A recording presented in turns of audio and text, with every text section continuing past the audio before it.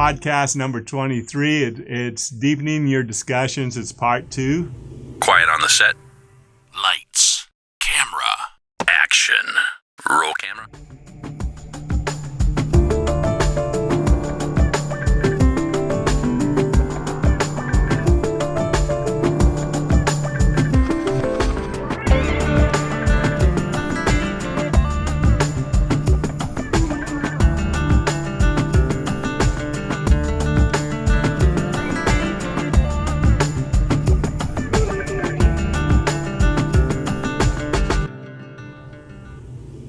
Last week, we did part 1. We were talking about courageous conversations. And what we want to say to you right now is that Penny and I aren't experts at this. We're not communication experts. We're not counselors, in fact. What we are is just God's children. And, when we divorced the first time, our communication skills, weren't very good. And guess what? What we did is when we divorced, we cut off all our communications totally and didn't talk to each other for over 11 years. And we had a lot of work to do in this area. Our communication styles are really, really different. Penny likes to talk with $10 words, and I like to speak in 50-cent words. And the other thing is that Penny, when there's a conflict going on, she likes to get on with it and do it right now. And the thing about it is that's not my style. I need to think about it because I don't want to say something that I don't mean, and I don't want it to come out of my mouth and make her feel like I'm not serious about it. So I need time to process everything that I do.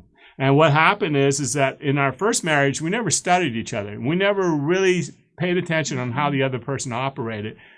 This time around, we decided to study each other, learn how the other one processes things, and respect that area.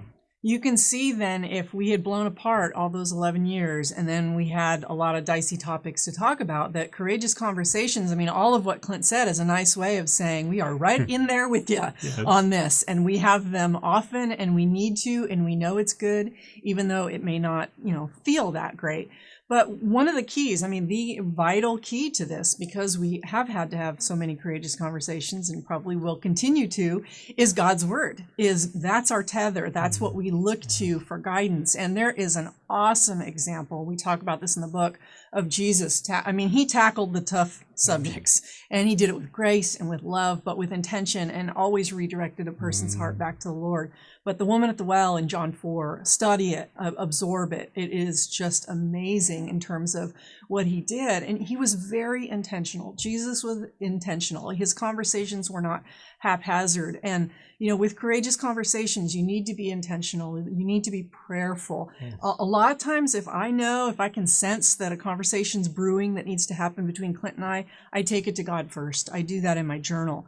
And I ask the Lord, is there anything in me that needs to come to the surface? Or is this a conversation I need to have with Clint? If so, when, where, what are the proper times and the skills that I need in order to do this? So it's a lengthy process, but it's so worth it to do it right by God's word and through prayer. It's a way to honor one another and honor him. And these are tools that you need to incorporate so that you can have these courageous conversations and do them well. First one says, we will pray before and after our courageous conversations. We will reveal our disappointments and inner fears. We will not reject each other. We will keep our hearts open and vulnerable. And we will listen and not interrupt. I'm just going to read the last two, which I feel is really important. We will apologize, seek forgiveness, and extend forgiveness to each other. We will view conflict as an opportunity for growth. Now, we did a podcast number 16, and it was called Gradients of Agreement. And it was a diagram to show that we could be on opposite ends of the scale, and if we prayed about it, and if we went to the Lord about it, what would happen is there would be movement towards the center more, to where we could live with it. It wouldn't be what we'd jump up and down, but if you remember that podcast, that really helps with this lesson on courageous conversations. Definitely. It's something that we want you to keep in your mind at all times. It's a visual tool that you can picture as you go through this, because not all the time will a courageous conversation be resolved. Sometimes you're still in the process of figuring it out. It's a fine art. We've decided communication at this level is a fine art, but it is so worth it. Even the times, like Clint said, that last point, viewing conflict as an opportunity for growth, you will feel, and we say this often, like a character, cartoon characters who are being pushed through a knothole, and God's pushing you through that together, but you will get out on the other side. The key is getting out on the other side together. So we're going to continue on, of course, in our podcast series. If you need a copy of our book, it's on our website at inverseministries.org. But we're going to use what we've done in these two podcasts to continue talking deeper about trust specifically. So next week, that's what we're going to talk about, rebuilding trust with tenderness. Tenderness. That's the key. All right. We'll see you next week. God bless you.